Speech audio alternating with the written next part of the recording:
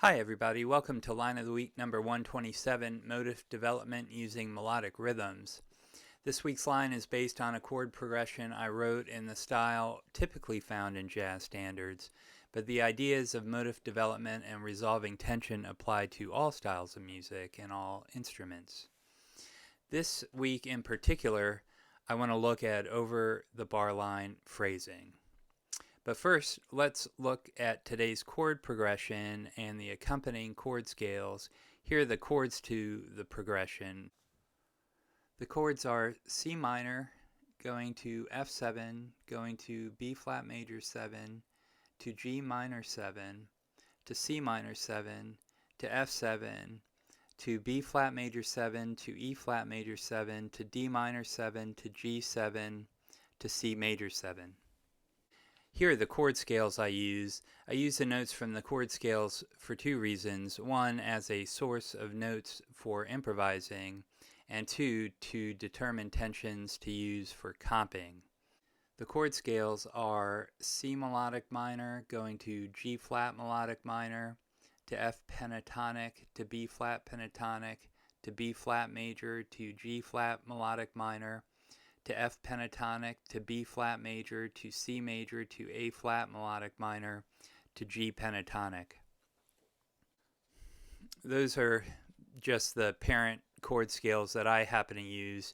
You may use different chord scales. You could use chord tones only. You could use triads. You could use whatever vocabulary you prefer. Now let's move on to the melodic rhythms we're using. You can use melodic rhythms to improve a couple of things.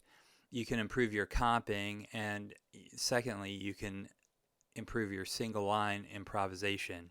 So let's look at examples of each.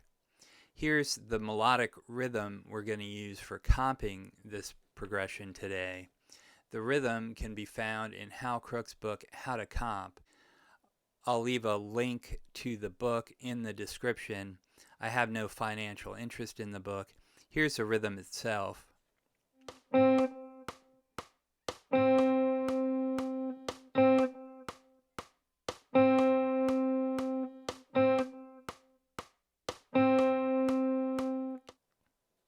Here's an example of comping over the changes using the rhythm. First, here's the comping with Guitar Pro backing program to make sure I'm getting the notes and the rhythm accurate.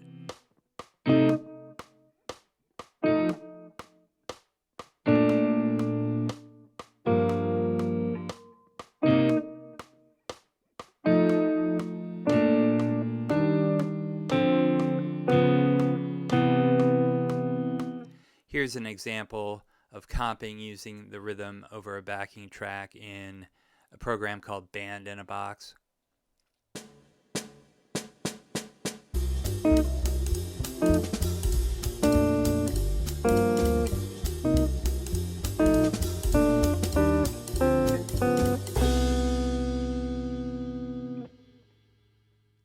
Here's the melodic rhythm I'm using this week for the line. This motif is found in Jerry Bergonzi's book, Volume 4, Melodic Rhythms Used with Permission.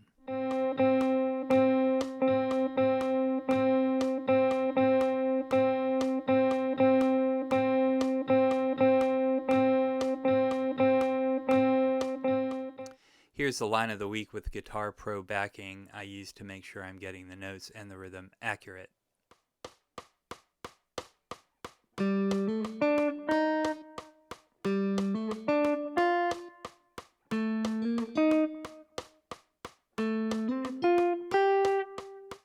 I'd like to say a few things about the line. This week's line deals with over-the-bar line phrasing. To get a handle on this concept, it's good to have a few definitions, so bear with me. In his book, How to Improvise, Hal Crook defines, first, a melody, cadence, secondly, a melodic phrase, and third, over-the-bar line phrasing. Here's how Hal Crook defines melodic cadence. A melody cadences when it arrives at a temporary or permanent point of rest or inactivity, achieved by using either a rest or a sustained note of 1.5 beats or more, depending on the tempo. Faster tempos can require longer rest or inactivity. Here's the definition we'll use for melodic phrase. A melodic phrase is a period of activity before or after a point of melodic rest. Often, the ending of a melodic phrase will coincide rhythmically with a chord change, thereby linking the melody to the harmony through rhythm as well as pitch. Now that we've defined melodic cadence and melodic phrase, we can define over-the-bar line phrasing. Over-the-bar line phrasing occurs when a melodic phrase ends with a sustained note at least one full beat or more before a chord change, meaning the melody cadences before the harmony changes.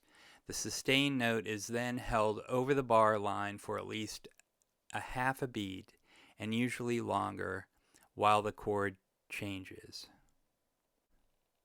So let's look at the line we have today as an example of over-the-bar line phrasing.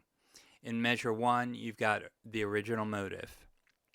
The sustained E flat at the end of the motive as the chord changes from C minor to F7 is an example of over-the-bar line phrasing. In measure 3, you've got the original motive again, and the sustained F at the end of the motive as the chord changes from B flat major 7 to G minor 7 is an example of over-the-bar line phrasing. In measure 5, here's a fragment of the original motive. This is not an example of over-the-bar line phrasing. In measure 7, you've got the original motive, the sustained G at the end of the motive, as the chord changes from E flat major to D minor 7 is an example of over-the-bar line phrasing. So thank you very much for listening and watching, and we'll see you next week.